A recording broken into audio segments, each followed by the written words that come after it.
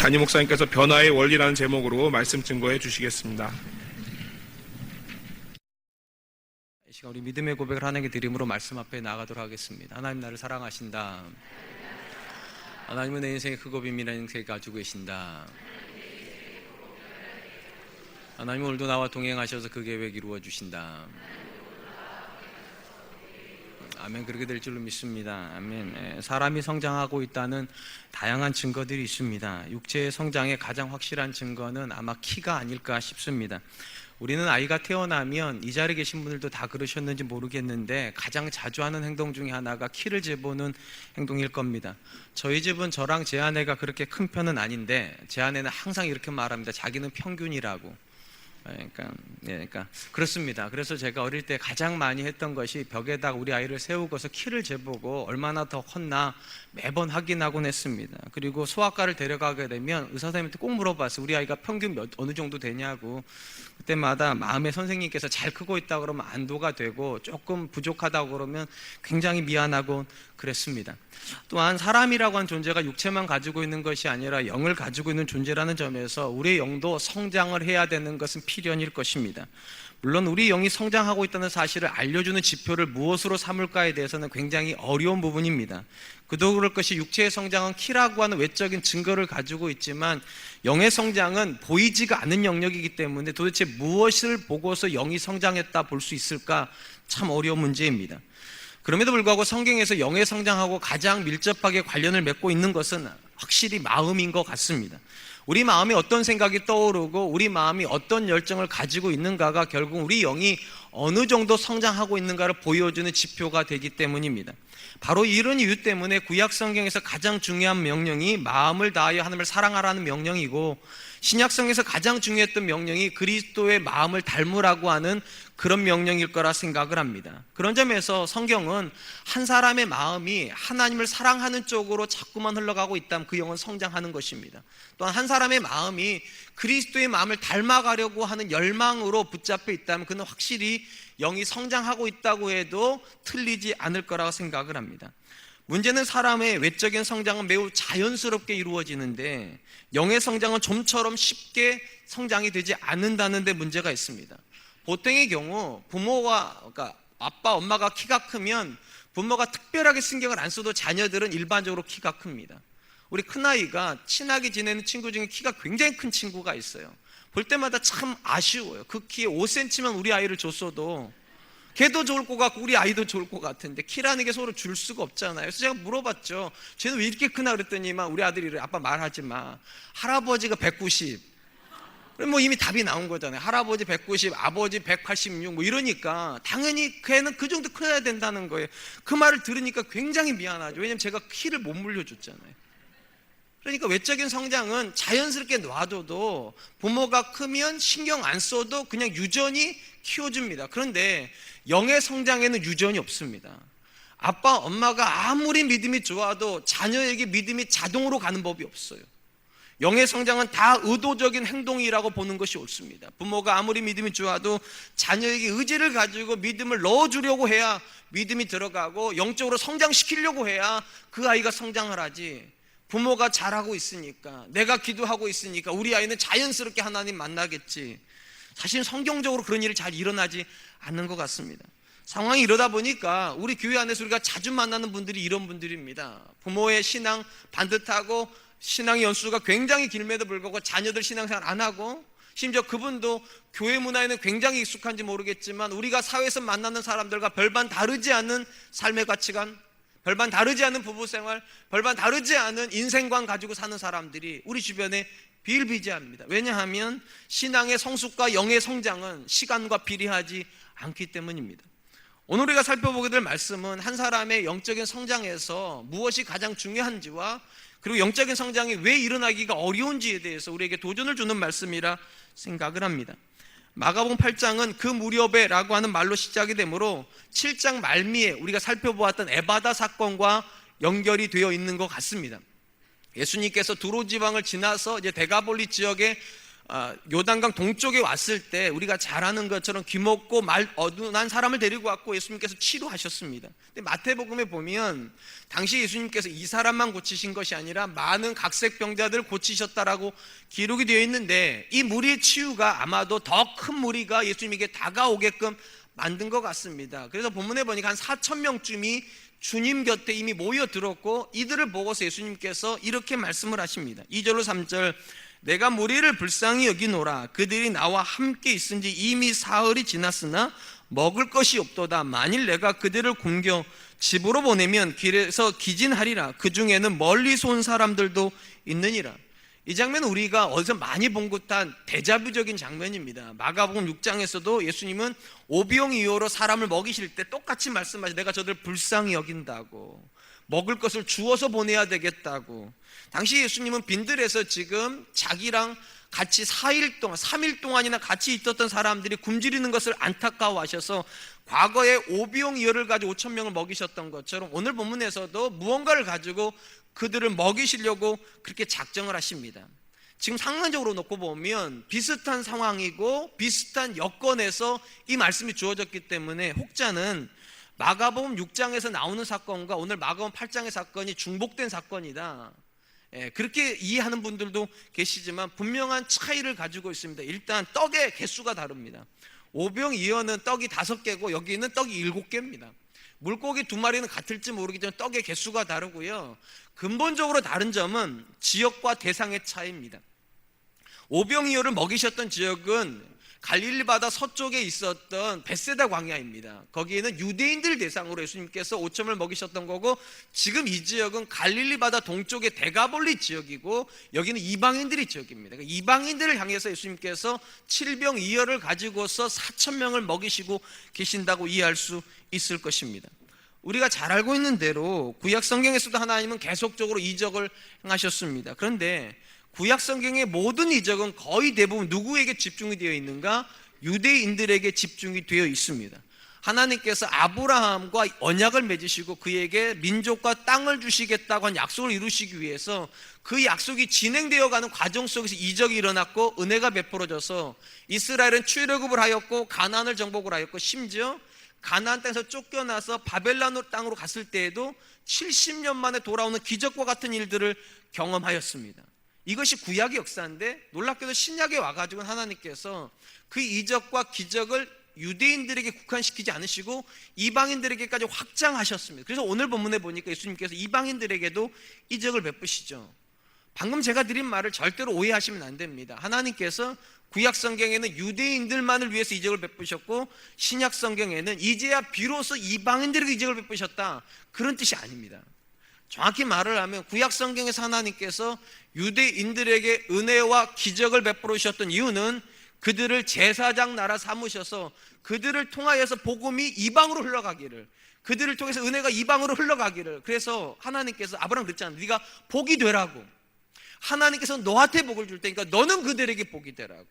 이런 원리라면 하나님께서 유대인들만을 위해서 복을 주셨다, 유대인들만을 위해서 은혜를 주셨다, 그런 건 적당하지 않습니다. 문제는 하나님께서 흘러가라고 주신 은혜가 그들에게 멈춰버렸고 흘러가라고 주신 복이 그들 안에 갇혔다는 게 문제죠. 그래서 신약에 와서 하나님께서 이 복을 뚫어주실 수 있는 분으로 예수 그리스도를 보내심으로 비로소 이제 유대인들뿐만 아니라 이방인들도 하나님의 은혜의 대상이 되고 기적의 대상이 되고 복의 대상이 되었다는 것입니다. 특별히 오늘 본문이 그래서 굉장히 의미가 있습니다. 오병이어 기적은 놀라운 기적이지 않습니까? 사람으로는 할 수 없는 신적인 권위를 가지고 있는 분에 대한 증거인데, 이것이 유대인들에게만 주어진 것이 아니라 놀랍게도 갈릴리 바다 동쪽의 이방인들의 땅에서도 주어지므로 저들에게도 뭐 어떤 기회를 주시는 겁니까? 예수 그리스도가 누구인지를 볼 수 있는 기회를 주고 저들도 믿을 수 있는 기회를 주고 계시다는 것입니다. 사랑하는 성도 여러분, 우린 종종 하나님께서 기적을 베푸시는 특별한 대상이 있다라고 생각하는 경향이 있습니다. 요셉, 그렇지 그런 사람이니까. 다니엘, 그렇지 그런 사람이니까. 바울, 그런 사람이니까. 이렇게 특정한 대상, 특정한 어떤 스페셜한 뭔가를 가지고 있어야 하나님께서 은혜를 베푸신다고 생각하는 경향이 있습니다. 그런데 여러분, 만약 하나님께서 특별한 대상에 국한해서만 은혜와 이적을 주신다면 오늘 본문의 이 사람들은 칠병이어의 기적을 경험하면 안 됩니다. 이들은 다 이방인들입니다. 하나님의 말씀과 상관없이 자기가 원하는 걸 먹고 마시는 사람들이고 자기가 원하는 일을 하는 사람들인데, 놀랍게도 하나님께서 그들에게도 기적을 베풀어 주셨다면 특별한 사람이라야 은혜를 받는다는 우리의 생각은 틀린 생각입니다. 하나님의 은혜, 하나님의 기적에는 모든 사람이 예외는 되지 않습니다. 저는 이것이 복음 중에 복음이라고 믿습니다. 하나님께서 저와 여러분들에게 복 주시기를 기뻐하시는 줄로 믿습니다. 저는 이것이 굉장히 중요하다고 생각해요. 물론 하나님이 주시는 은혜에만 우리의 신앙의 목적이 가 있으면 그건 기복신앙이 됩니다. 그건 건강하지 않아요. 근데 이게 또 건강하지 않다고 정반대로 가는 분들이 있어요. 복은 아예 안 받겠다고. 근데 여러분 한 번만 생각해 보세요. 솔직하게 복을 안 받으실 거면 왜 예수님 믿으세요? 솔직히 복을 안 받고도 믿음이 잘 생기는 분 계십니까? 제가 생각할 때 이건 불가능합니다. 왜냐하면 복을 안 받으면 이 마음이 건조해져요. 하나님이 나를 사랑하는 거 어떻게 확인하실 거예요? 하나님이 내게 관심이 있다는 걸 어떻게 확인하실 거예요? 그렇기 때문에 여러분, 은혜만을 위해서 신앙생활하는 것도 굉장히 위험하지만 은혜 없이 신앙생활하는 것도 굉장히 위험합니다. 성경이 분명히 하나님께서 은혜 주시겠다 그러면 사모해야죠. 그리고 그 은혜의 대상이 모든 사람에게 열려 있다면, 특별한 사람만이 아니라면 저는 저와 여러분들 은혜 구하는 것이 저는 신앙적이라고 믿습니다. 의심이 여지없이 하나님은 모든 사람에게 은혜 베푸시기를 기뻐하시고 모든 사람에게 기적의 문은 열려 있는 줄로 믿습니다. 그러나 현실적으로 모든 사람들이 하나님의 은혜의 대상이지만 모든 사람이 은혜 받지는 않습니다. 모든 사람에게 기적의 문은 열려 있지만 모든 사람이 기적을 경험하지는 않습니다. 굉장히 소수의 사람만, 죄송하지만 은혜를 경험하고 굉장히 소수의 사람들만 기적을 경험합니다. 그래서 우리는 그 소수의 사람이 특별할 거라고 생각한다는 거예요. 그렇지 않습니다. 그럼 도대체 누가 은혜를 경험하고 도대체 하나님께서 주시는 기적을 경험하는가? 딱 하나로 요약하기는 굉장히 어렵지만 줄여서 딱 한 단어를 꼽으라면 열심이라는 단어가 맞을 겁니다. 하나님의 은혜를 경험했던 모든 사람들은 다 열심히 있는 사람들이었습니다. 특별히 오늘 본문을 잘 들여다보세요. 뭐가 가장 눈에 들어오십니까? 사흘이란 단어가 눈에 들어와야 됩니다. 사흘이 며칠입니까? 3일입니다. 3일을 그들이 어디에 있었다고 되어 있는가? 광야에 있었다고 되어 있습니다. 이 광야가 어떤 땅입니까? 낮에는 햇볕이 뜨거워서 2시간 이상 못 걷는 땅이고요, 저녁에는 추위가 엄습해 와가지고 거기에 기구하기가 어려운 땅입니다. 그래서 하나님께서 구약에서 이스라엘이 광야를 지나갈 때 낮에는 구름 기둥으로, 밤에는 불 기둥으로 그들을 지키셨다고 그러죠. 이유가 있어요. 근데 오늘 본문에는 구름 기둥이 나옵니까 안 나옵니까? 안 나옵니다. 불 기둥이 나옵니까 안 나옵니까? 안 나옵니다. 사람이 절대로 머무를 수 없는 땅에 구름 기둥도 없는데, 불 기둥도 없는데 저들이 3일을 머물렀습니다. 왜요? 열정이요. 예수님이 하시는 일을 보겠다는 열정이요. 예수님의 말씀을 듣겠다는 열정이요. 그냥 기적이 일어나지 않습니다.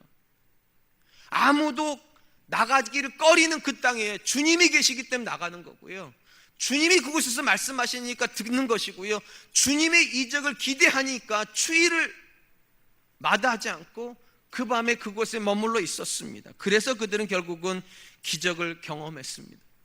제가 앞에서 그런 말씀 드렸습니다. 기적은, 은혜는 모든 사람에게 열려 있지만 모든 사람이 은혜를 경험하는 거 아니라고. 특별히 라만이라고 하는 장군에 대해서 아시는지 모르겠습니다. 이 사람은 이스라엘 사람 아닙니다. 아람 사람입니다. 근데 그는 문둥병에 들렸습니다. 이스라엘 역사에서 문둥병으로 태어나가지고, 그러니까 천형을 받아가지고 문둥병이 나은 사람 없습니다. 하나님 앞에 벌을 받아가지고 문둥병을 들었다가 나은 사람은 존재할지 몰라도 하나님과 상관없이 병들었다가 나은 유일한 사람이 이 나아만입니다. 이방인입니다. 근데 이가 어떻게 병에서 나을 수 있었을까? 그냥 평범하게 있다 보니까, 그냥 자연스럽게 있다 보니까 그가 나았는가? 그렇지 않습니다. 그의 집에 한 이스라엘 여종이 잡혀왔습니다. 이 여종아이가 청소를 하다가 이런 말을 했던 것 같아요. 우리 집 주인이 이스라엘의 그 선지자를 만났으면 참 좋겠다고. 여기서 말한 그 선지자는 엘리사 선지자입니다. 그러니까 그 말을 듣고 그게 무슨 소리냐 했더니만 설명을 해줍니다. 그 말을 듣자 이 사람 안에 열정이 생깁니다. 자기가 가야 되겠다고, 그 사람을 만나러 가야 되겠다고. 그리고 놀랍게도 이 사람이 이스라엘 땅에 들어갑니다. 여기서 간과하면 안 되는 것이 이 당시 아람하고 이스라엘은 적대적 관계입니다. 군사적인 충돌이 일어나고 있던 시점이지 서로 우호가 있는 나라가 아닙니다. 그런데도 이방 나라의 장군이 그 열망 하나 가지고 찾아오는 거예요. 그래서 치유받아요. 열정이 없이 기적을 경험한 사람 성경에 없습니다. 열정이 없이 도전하지 않고서 하나님의 은혜를 경험한 사람은 한 사람도 없습니다. 제가 성경을 읽다가 참 이해가 안 되는 많은 기록들을 만나는데 그 중에 하나가 요한복음 5장에 나오는 베데스다 연못에 대한 이야기입니다. 베데스다 연못에는 전설이 하나 내려온다고 그러죠. 천사가 와가지고 물을 이렇게 지나갈 때, 우리도 이런 전설이 하나가 있잖아요. 그러니까 선녀들이 내려와서 목욕을 하는 이 비슷한 거. 그러니까 천사들이 와가지고 물을 착 흔들릴 때 제일 먼저 들어가면 낫는다. 그 전설을 믿고서 거기에다가 정자를 5개를 지어놓고 모든 환자들이 거기에 모여들어서 물이 동하기만을 기다리고 있었는데 거기에 누구도 있었는가? 38년 된 병자도 있었다는 겁니다. 일단 여기서 주목할 것은 여러분 38년 된 병자가 아직도 포기를 안 했다는 게 주목하십시오. 이 당시가요, 수명이 우리처럼 이렇게 90대 100세 이럴 때가 아닙니다. 이 당시 길어야 수명은 60년입니다 60년 중에 38년을 아팠으면 포기할 법하지 않습니까? 김병에 장사 없잖아요. 근데 38년인데도 이 사람은 낫고자 하는 마음을 가지고 그 행락에 들어와 있습니다. 예수님이 지나가다가 그 사람을 봤어요. 아마 제 생각에 이런 것 같아요. 저 정도 되면 포기해야 되는데 포기를 안 하고 있으니까 주님의 눈길이 가죠. 더 놀라운 건 그 사람을 보고서 주님께서 이렇게 말씀하셨다는 겁니다. 요한복음 5장 6절, 예수께서 그 누운 것을 보시고 병이 벌써 오래된 줄 아시고 이르시되 내가 낫고자 하느냐? 저는 이 말이 정말 이해가 안 돼요. 낫고 싶으니까 거기 와 있죠. 그걸 왜 물어봐요, 그거를요?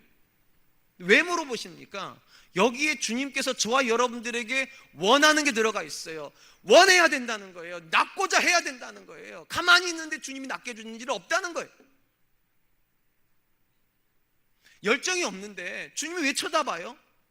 원함이 없는데 왜 들어줘요? 38년 된 병자인데도 그는 포기하지 않아요. 열정이 있어요. 열정이 있는 사람에게 주님이 다시 물어봐요. 네가 낫고자 하냐고.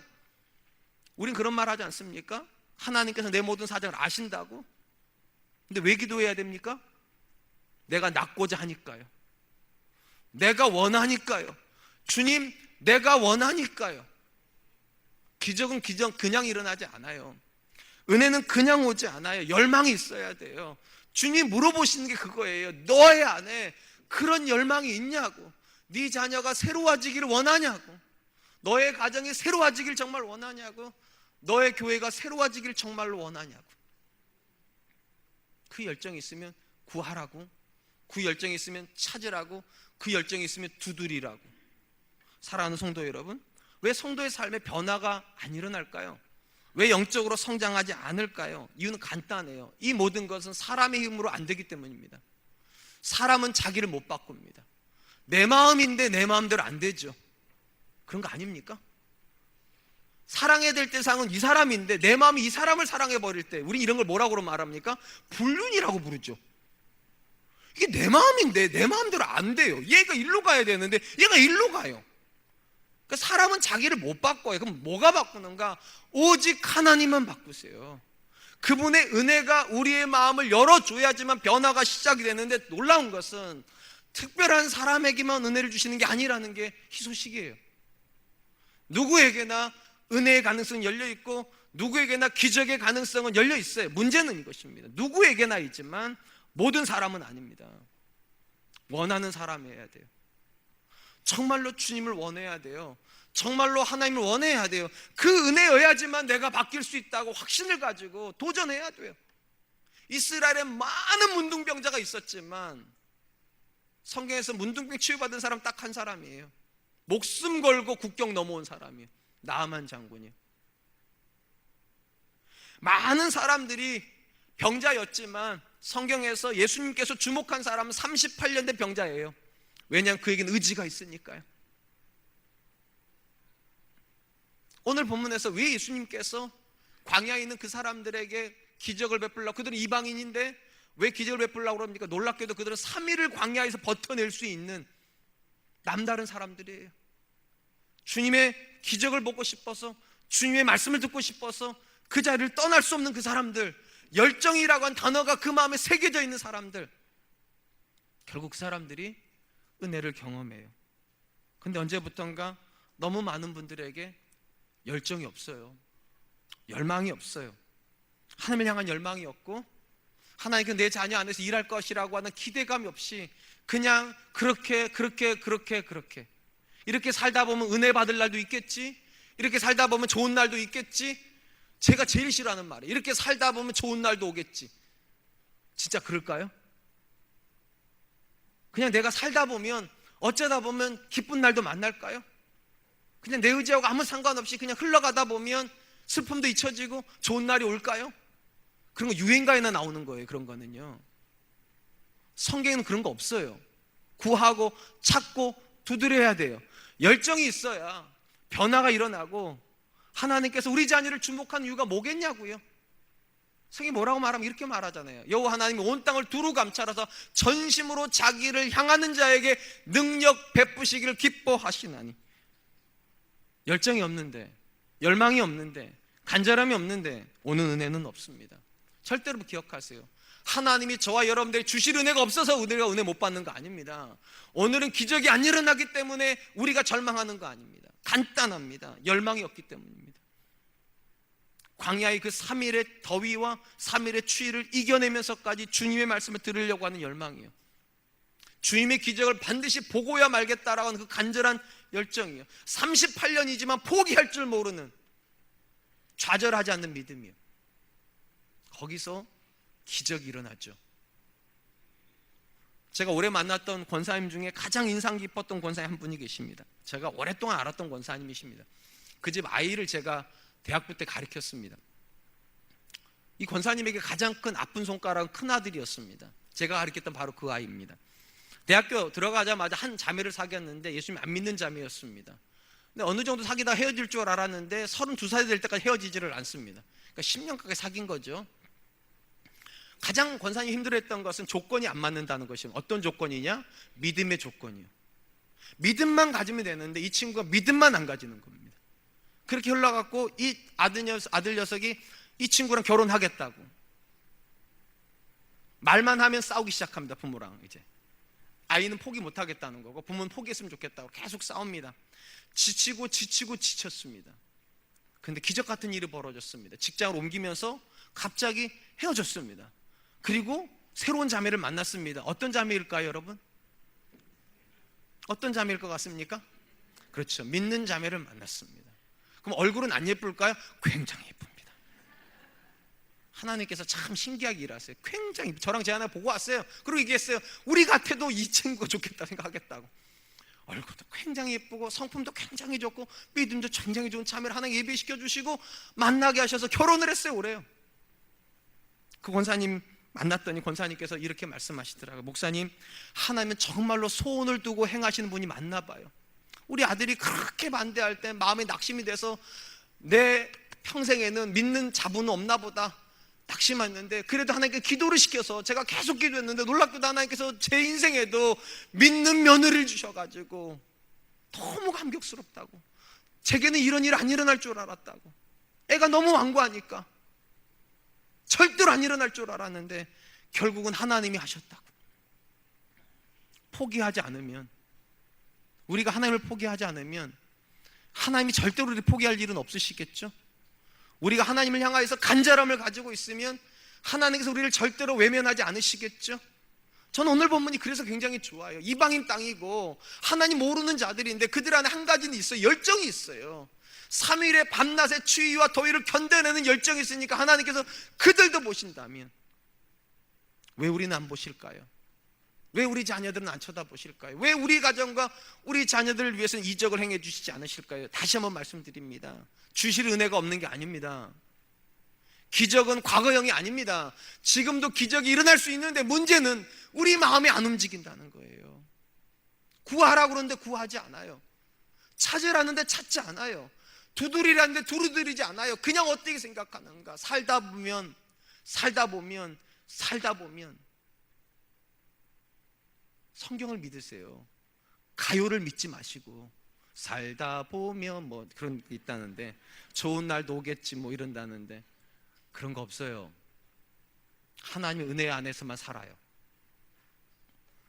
오늘 본문에서 또 우리가 주목해야 될 대상이 있습니다. 예수님의 제자들입니다. 예수님께서 3일을 함께 있었던 이들을 불쌍히 여기셔서 그들을 먹이고 싶어 하실 때 제자들이 뭐라고 얘기하는가? 4절 말씀, 제자들이 대답하되 이 광야 어디서 떡을 얻어 이 사람들로 배부르게 할 수 있으리까? 제자들의 당시 상황을 놓고 보면 이 말이 맞아요. 광야에서 3일 있었는데 무엇을 구할 수 있겠습니까? 광야는 풀포기도 자라지 않는 땅인데 거기서 4,000명이나 되는 사람들을 먹일 양식을 어디서 구하겠습니까? 굉장히 맞는 말이에요. 그런데 여러분 잘 생각해 보세요. 이 말이요, 오병이어의 기적을 경험하기 이전에 한 말이라면 일리가 있어요. 저들은 갈릴리 바다 서쪽에서 이미 오병이어로 5,000명이 먹고 12강조록에 남는 걸 마가복음 6장에서 봤습니다. 그리고 8장에서 주님이 다시 똑같은 질문을 하시는 거거든요. 이들을 그냥 보낼 수 없는데 어떻게 해야 되냐. 그랬더니 저들이 똑같은 과거랑 똑같은 대답을 해요. 어디서 먹을 것을 구하겠냐고. 믿음의 관점에서 보면 참 낙심이 돼요. 이럴 거면 뭐하러 은혜 받는 거예요?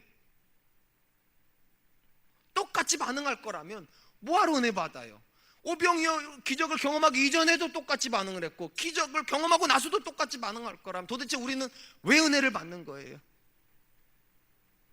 사람이 안 바뀌는 증거가 여기 나오는 겁니다. 은혜가 아무리 많아도 이상하게 사람은 잘 안 바뀝니다. 은혜를 많이 받으면 우리는 바뀔 거라 생각하지 않습니까? 큰 은혜를 경험하면 우리 자녀가 새로워질 거라 생각하지 않습니까? 성경 뭐라고 말하는 줄 아세요? 아닙니다. 여러분 자녀가 좋은 대학, 좋은 직장, 좋은 결혼을 하면 바뀔 거라고 천만에요.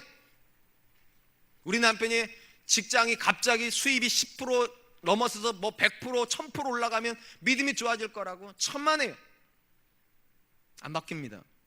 증거를 말씀드릴까요? 출애굽기 아시죠? 출애굽기는 온통 기적에 대한 기록입니다.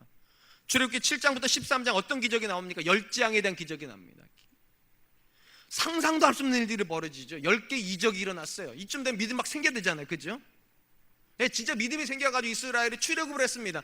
가자마자 14장에서 뭐를 만납니까? 홍해를 만납니다. 이때 이들이 믿음으로 갈라져라 이랬죠. 갈라질 줄은 믿습니다 이랬겠죠. 아닙니다. 뭐라고 그랬습니까? 애굽의 매장지가 부족해서 우리를 이곳까지 데려와 죽이냐고 원망을 해버립니다. 은혜를 왜 받은 거예요? 근데 놀랍게도 하나님께서 홍해를 갈라주셨어요. 그게 14장이에요 15장에서 어떤 일이 벌어진 줄 아세요? 마라의 쓴물을 만났습니다. 그때 이들이 이제 할렐루야 이제 하나님께서 우리 안에서 일하실 거 이랬죠. 천만에 또 원망을 합니다. 하나님께서 여호와 라파 치료해 주셔가지고 물이 단물로 바뀝니다. 그게 15장이에요 16장 어떤 일이 벌어집니까? 여러분 성경에 다 있어요. 처음 듣는 얘기처럼 듣지 마세요. 16장에서 갑자기 저들이 원망을 시작합니다. 어떤 말? 우리가 고기가 먹고 싶다고. 하나님께서 메추라기를 보내주셔서 먹이십니다.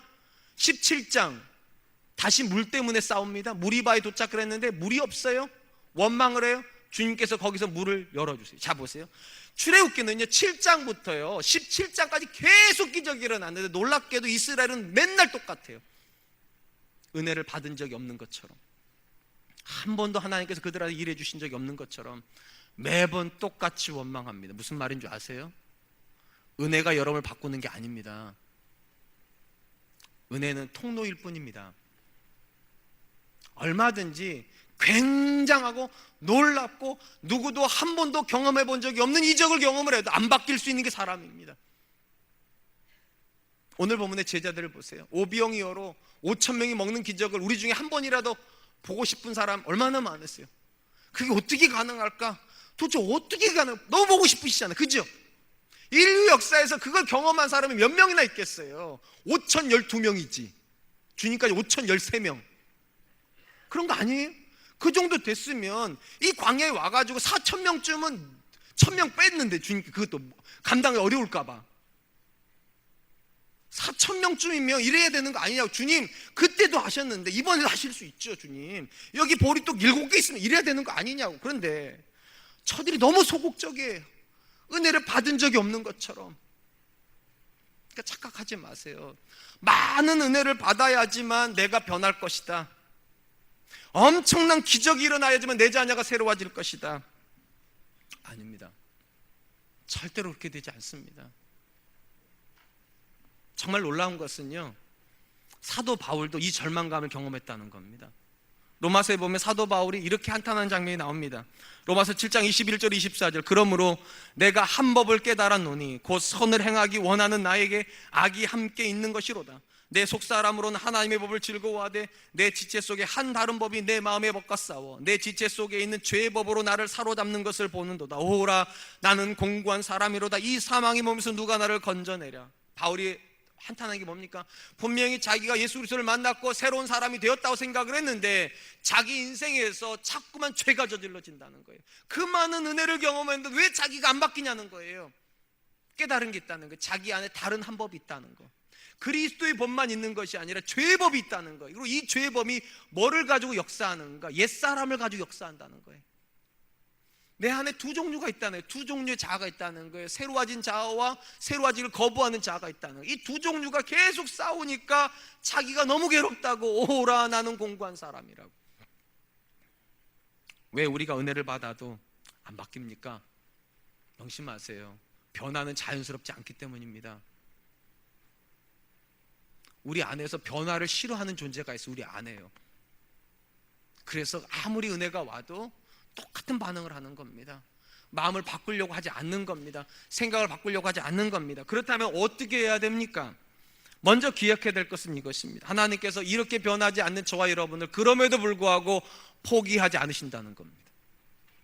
한 번만 잘 생각해 보세요. 출애굽기에서 7장부터 13장까지 10장 내려주시고 나서 14장에서 저들이 홍해 앞에서 원망할 때 예끼 이것들아 니네 이럴 거면 애시당도 틀렸다고 다 죽여버리셨습니까? 아닙니다. 14장에서 은혜를 베풀어 주셨습니다. 15장에서 말씀머리에서 예끼 이것들아 이러셨습니까? 아닙니다. 그도 은혜 주셨습니다. 16장에서 고기가 그렇게 좋아 먹다 죽어라 이랬습니까? 고기 주셨습니다. 17장에서 아직도 믿음이 없냐? 에라 이것들하고 버리셨 아닙니다. 또 바위를 여서 물 주셨습니다. 절대 포기하지 않았어요. 오늘 보면 예수님께서 제자들이 오병이어를 경험한 것도 없는 것처럼 그렇게 허무하게 말할 때 이따 아직도 믿음이 없냐? 그러고도 네가 제자들이냐? 이러시지 않으셨어요. 가지고 온 떡을 가지고 축사하시고 먹이셨어요. 무슨 말인가? 주님은 아세요. 우리가 변화가 더디다는 사실을요. 그래서 계속 은혜 주시는 거예요. 그러니까 우린 계속 은혜 받아야 돼요. 전진해야 되니까. 또 하나 기억하세요.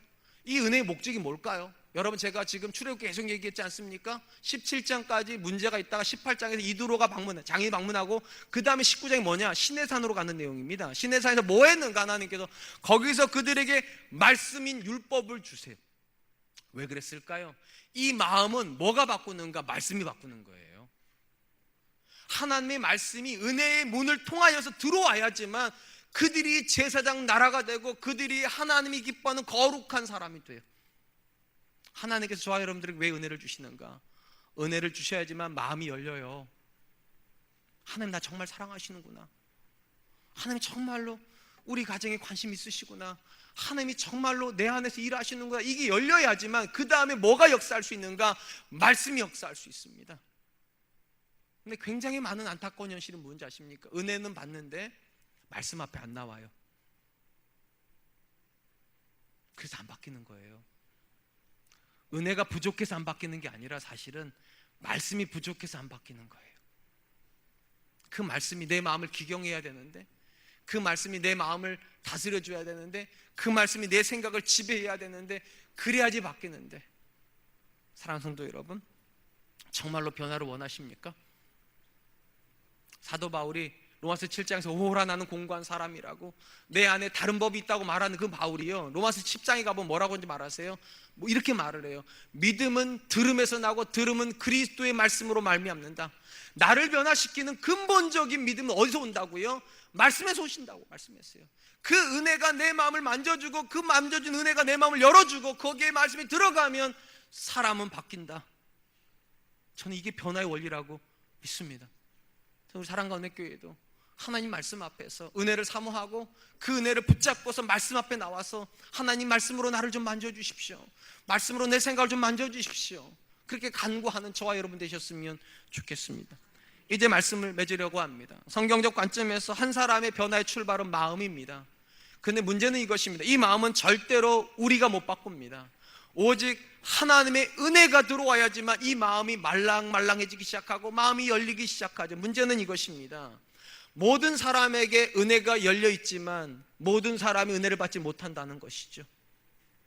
오직 오늘 본문에 나오는 이방인들처럼 3일을 견딜 수 있는 사람들, 열정이 있어서요, 하나님께서 이루실 일에 대한 간절함이 있어서 주님의 옷자락이라도 붙잡으려고 하는 그 간절함을 붙잡고 있는 사람들이 결국 마음이 열리는 경험을 하게 되는 것이고요, 마음이 열렸다고 해가지고 다 또 하나님의 기적 앞에서 믿음을 고백하는 건 아닙니다. 말씀이 들어가야죠. 그 안으로 말씀이 들어가야 됩니다. 저는 우리 사랑과 은혜교 성도님들에게 이 변화가 시작됐으면 좋겠어요. 열정이 은혜가 말씀이 변화를. 그래서 우리 안에서 횟수가 자랑이 되는 것이 아니라 하나님께서 나를 빚으셨음에 대한 고백이 간증처럼 자녀들에게, 간증처럼 성도들에게 나누어지는 그런 교회가 될 수 있기를 주님의 이름으로 축원드리겠습니다. 시간 함께 찬양할 텐데요, 하나님이시여 찬양하려고 합니다. 이 찬양하려고 하는 가장 중요한 이유는 우리를 변화시킬 수 있는 분이 오직 하나님밖에 없다면 우리가 그분에 대한 간절함이 있어야 됩니다. 그리고 이 간절함의 출발은 무엇인가?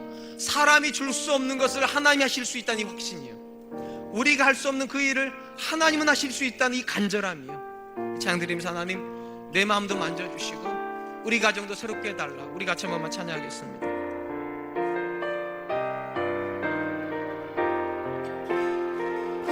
하나님이시여,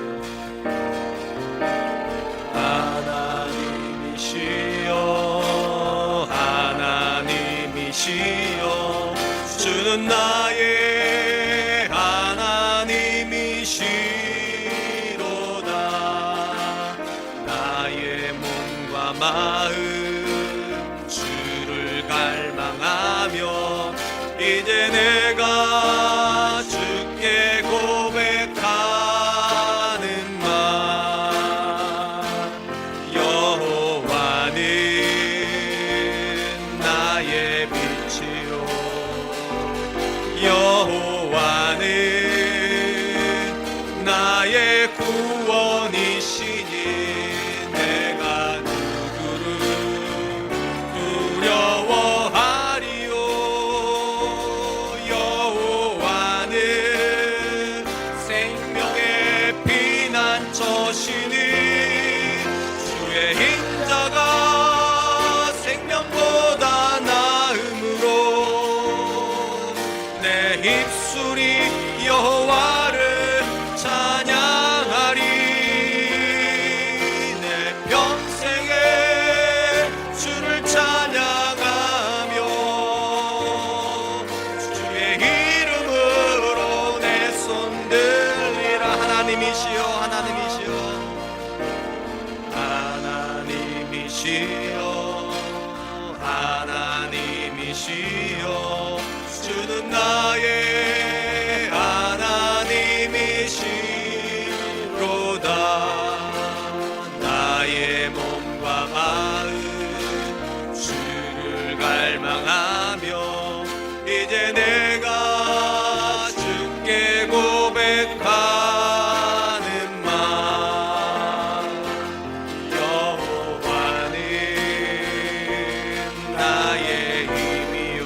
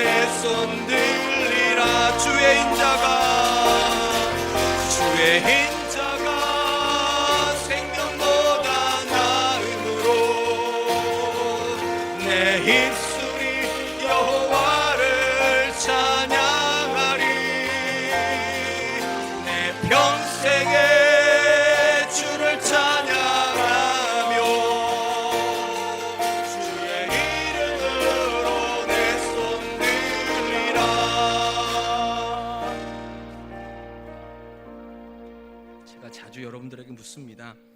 여러분 얼마나 신앙생활을 오래 하셨습니까? 여러분의 가문은 몇 대째 믿음 안에 계십니까?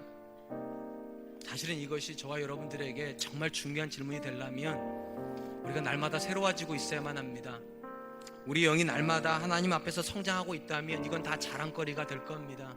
그런데 우리가 몇 대째 믿고 있던 상관없이, 또 우리가 얼마나 오랫동안 교회에 머무는 것 상관없이 우리 안에 열정이 하나도 일어나고 있지 않다면 연수는 부끄러움입니다. 오늘 본문에 이 이방인 땅에 있는 사람들, 예수님 처음 만난 사람들입니다. 근데 그들은 3일을 하나님 앞에서 떠날 줄은 모르는 사람들입니다. 그 말씀이 너무 좋아서, 그 주님이 하시는 일을 너무 보고 싶어서 더위를 견디는 사람들이고 추위를 견디는 사람들, 열정 있는 사람들입니다. 38년 된 병자, 그냥 그렇게 살다가 은혜 경험한 사람 아닙니다. 남들 같으면 포기할 법도 했는데, 좌절할 법도 한데 열정이 있는 사람입니다. 나만 그냥 문둥병 나은 사람 아닙니다. 장벽을 넘어가는 사람입니다. 적국인데도 목숨 걸고 가는 사람입니다. 결국은 그렇게 해서 은혜를 경험하고, 그 은혜가 말씀을 만나고 말씀이 그들을 변화시켜서 그들은 다 믿음의 사람들이 되었습니다. 이 시간 우리 하나님께 기도했으면 좋겠습니다. 하나님, 내게도 그 변화의 원리가 적용되게 해주십시오. 열정을 주시고, 열정이 은혜를 만나게 해주시고, 은혜가 말씀이 되게 하여 주시고, 말씀이 나를 변화시켜서 하나님이 하셨다고, 지금도 하나님이 일하신다고 간증하는 사람들 되게 해달라고 우리 같이 한 번만 기도하도록 하겠습니다. 기도하겠습니다.